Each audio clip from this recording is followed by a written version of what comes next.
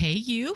Thanks for being here. I'm excited to talk with you today. And I'm also excited to be welcoming the first week of autumn this week. I'm excited about that. And I hope you are too. But the past few weeks have had me sharing with different groups of women that have been on both ends of the age spectrum, which has been awesome and interesting to me because on most weekends in this season, I've been invited to share with a group of creatives and go through a study that I recently wrote that is around calling and creativity and connection. So I've really been enjoying getting to gather with these dancers each Saturday morning and share with them about co-creating with our creator and how each of us, even you listening, it's not just for dancers and those that are in the performing arts or fine arts and in all the areas that we're comfortable with calling somebody a creative. I believe with all my heart that we were fashioned and created in the image of God, the ultimate creator, the ultimate artist. And so it's been fun. It's been fun being in the room with these creatives and hearing their heart, being able to share things on my heart, and the conversations have just been beautiful and I'm loving it. And a few weeks ago, I had the opportunity to gather with a group of women, a few of them younger than me, some my age, and many of them years ahead of me. And I loved hearing stories of some of their life experiences and hearing the faithfulness of God in their story and watching them take loss and pain and the wisdom that they gained from walking through some really painful things, turn around and extend hope to others in the room that are walking through maybe not the same circumstance, but something hard, in need of hope. And it's just beautiful to watch them show up for each other and speak life and show care and empathy because they have experienced the faithfulness and the love of God in their life in a powerful way. But what was also neat was watching this group of women all show up to this gathering full of expectation and excitement. And I'm trying to think of the word. I guess anticipation and it being, they were so expectant of what God was calling them to in this next season of walking fully into all that God has planned and purpose for them. I shared with the women at the gathering that most of my life I have felt such a pull towards the generations coming up after me. And that hasn't changed through the years. It's always such a privilege and joy to speak into the generations and lives that will be fulfilling the purposes of God long after me. But I have felt in the last 8 months, year, I begin to feel my heart turning towards women my age and those older, those before me. And I'm feeling equally as grateful to speak into their lives and reminding them that God is not done with their story. And as I love to say, if you woke up with breath in your body this morning, your story is still being written.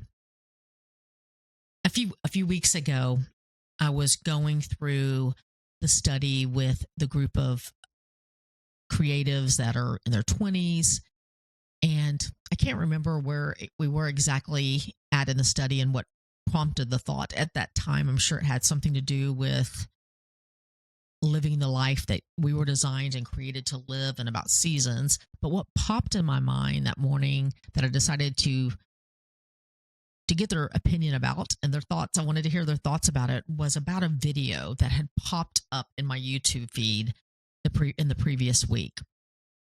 And I honestly don't even know why I clicked on this video. It's not something I'm subscribed to, but obviously there was something in the title that made me want to click. So I'm watching this woman. I'm guessing now from what the conversation was that she was either in her late 20s, early 30s, but she was sharing about how her and her group of friends or peers were having this discussion about the anxiety, the tension, the unsettledness that they all were feeling as they were transitioning out of their 20s and into their 30s. Because basically, she was sharing about how they all were feeling like they were leaving the prime of their life. And so what that was going to look like to move into their 30s. Now, I'm going to be honest. When I started hearing what I just shared of their discussion about being fearful and moving out of the prime of their life, I literally thought that this was a satire video and that this was a joke. And I kept watching because I was confused, because this woman was like so professional and the video was so professional. And I glanced down and I saw that she has well over 1 million subscribers. So then I'm like, okay, this is not a joke. This woman is serious about this. So I didn't watch the whole video, but I did watch for a little longer. But I could not believe it. I could not believe that she was so seriously verbalizing the things that she was verbalizing. And I think it is just because it was just so far from my mindset around aging. So later that evening, I was talking to my husband about it, and he reminded me, he's like, Susan, when we were that age, we thought the same thing. You know, you're thinking you're in your 20s and it's the prime of your life. And so I was like, yeah, I guess you're right. I think I'm just so far removed from that I just could not even relate to what she was talking about and their concern. So this particular morning, Saturday morning, I decided to bring this up with the group of girls that are mostly in their 20s. Like I said, a few younger, a few older. And I shared with them what I just shared with you and said, so what do y'all think about that? I mean, this is around a lot of you are in your 20s. So what do you think about this? Do you feel like you're in the prime of your life? And is this your mindset? To which most of them admitted that this was their mindset. Although they were also pretty clear that they were hoping that this wasn't the prime of their life. So yes, they were admitting that is what everybody talks about and the way they should feel, but yet also holding the tension of, I hope to God this is not the prime of my life. And so my oldest daughter was in the room because she's actually a leader in this particular group of dancers, and she's in her early 30s, and she began to share with the group that she remembers that when she was in her 20s, that her mindset was along those lines of thinking, yeah, this is, the best time of my life, and feeling the tension though of, okay, I feel like I'm still trying to fully step into who I am, tension of finding and standing fully in her identity and God and the plans and purposes for her life. So as much as it did feel like a wide open space to explore and to have fun and freedom in so many ways, there also was this tension of unsettledness and searching for really who they were and longing for this place of contentment. And it's hard to describe, but yet here's where I went with that. As I'm listening to my daughter share this, I noticed something when I heard her talking about her 20s. It sounded so familiar to me. And what was interesting with that I then shared with the group, my daughter was single most of her 20s. And so she's having fun running around, exploring her creativity, crafting her skill, building a business. And as she even said, feeling in the tension of authentically then being grounded and fully standing in who God made her to be, and that being the foundation of her identity and every relationship and every part of her life. What stood out to me as I was hearing her share all that about her life was how my life in my 20s was pretty much the opposite of hers. I married early in my 20s and was immediately on a church staff and being looked to as a leader by the youth and children we were leading, as well as their parents and other church members.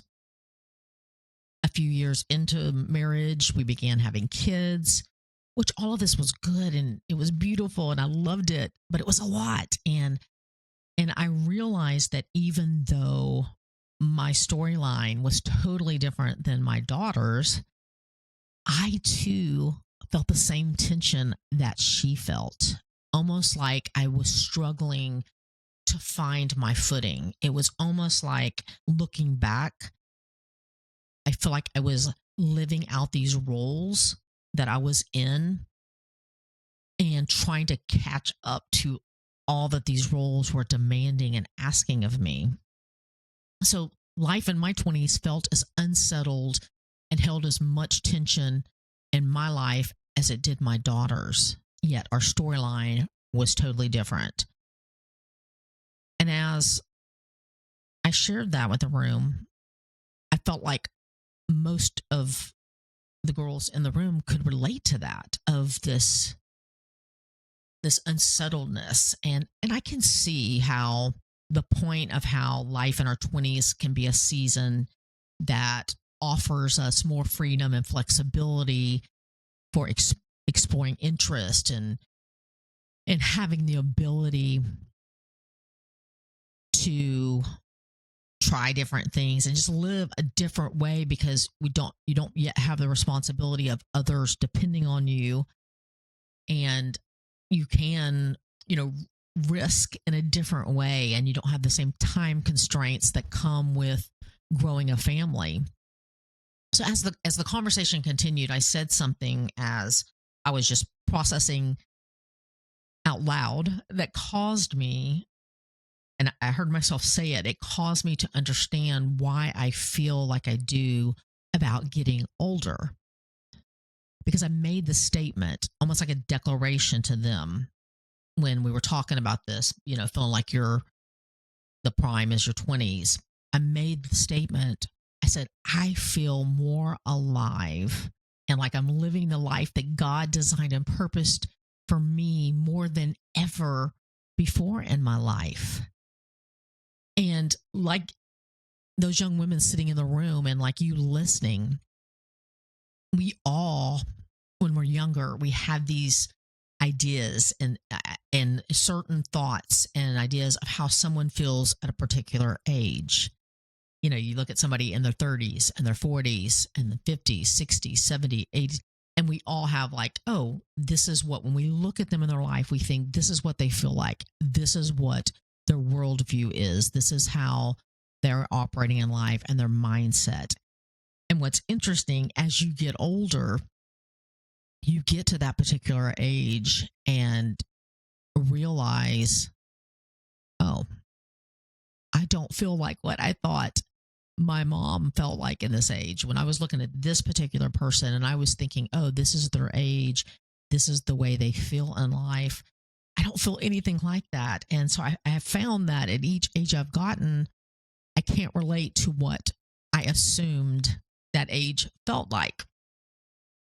And another thing that's kind of funny is when I was younger, I thought that there was going to be this certain age where I would feel mature in every way and I would have all of the answers to all of the questions.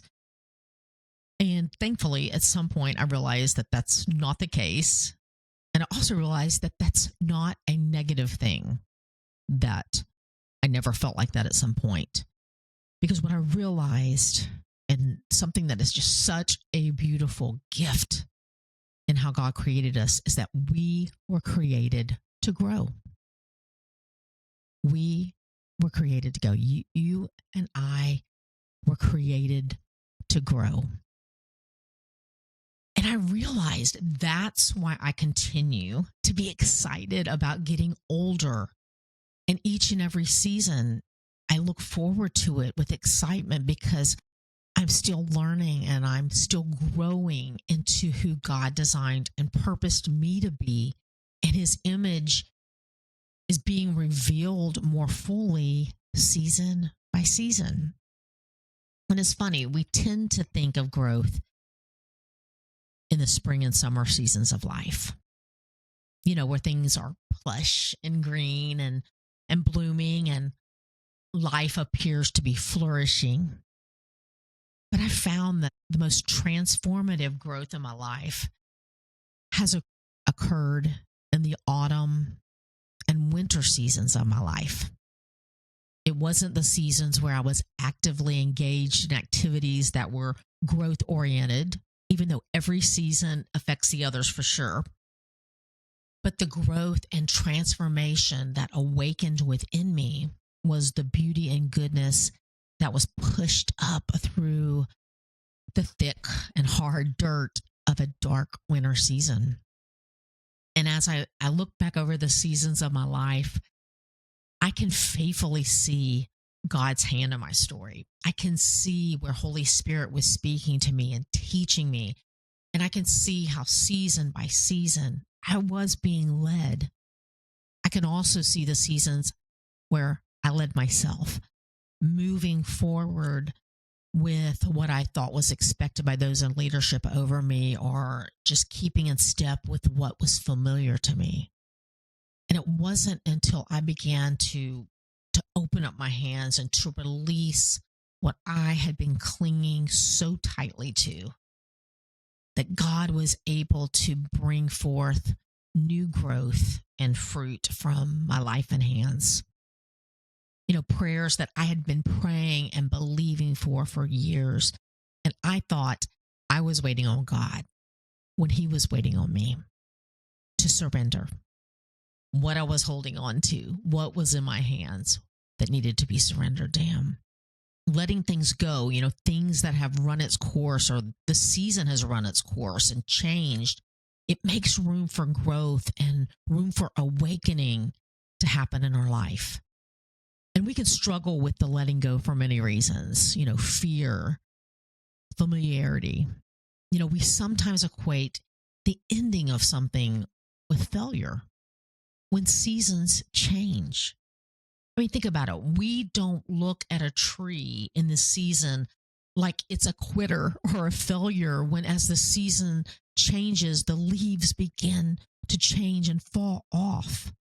Certain seasons require a release of something, a letting go of what has been, in order to experience a season of growth and new life and beauty and goodness to come forth. And to stay with the tree analogy, the choices are allowing things to fall away and keep growing, or die. I mean, that sounds harsh, but that's the reality in the cycle of growth. You can't have it both ways. You're either alive and growing, or you're slowly, or sometimes quickly, dying. As I mentioned at the beginning, we just welcomed the season of autumn a few days ago. And I guess the thought that I want to leave with you today is this: the season is changing. Are you? The season is changing. Are you? And here's the good news, friend. It's not all up to you to do the changing. I mean, you're part of it. And actually, the biggest part is for you to surrender. But you and I, we have no power to transform the deep places within us. And our God is committed to finishing what he started in us. We need to just keep showing up and allowing Holy Spirit to do what only He can do, which is to lead us into all truth. I'd love to have you join me as we're walking into the season of autumn and walking through the autumn seasonal journal the next few months, because I really believe that the practice of getting still and focusing our hearts and minds to see how God is at work in our lives, it can't help but change us. And I'll have the ordering information for how you can order an autumn journal in the show notes for this episode, or you can visit the website, susanbeth.com. But I love you, and I am believing for open hearts and hands to release everything that needs to be surrendered and to fall away in this season. So I love you guys, and we will talk soon. Hey, you. Thanks for listening. And if you would like to connect more, head over to susanbeth.com and sign up, and you will be one of the first to find out about anything new. Plus, there's a special free download available just to say thanks. If something in this episode did speak to you, would you do me a favor and share it with a friend that you think it might resonate with as well? And until next time, keep showing up in the world just as God purposed you to do, because you being you is exactly what we all need.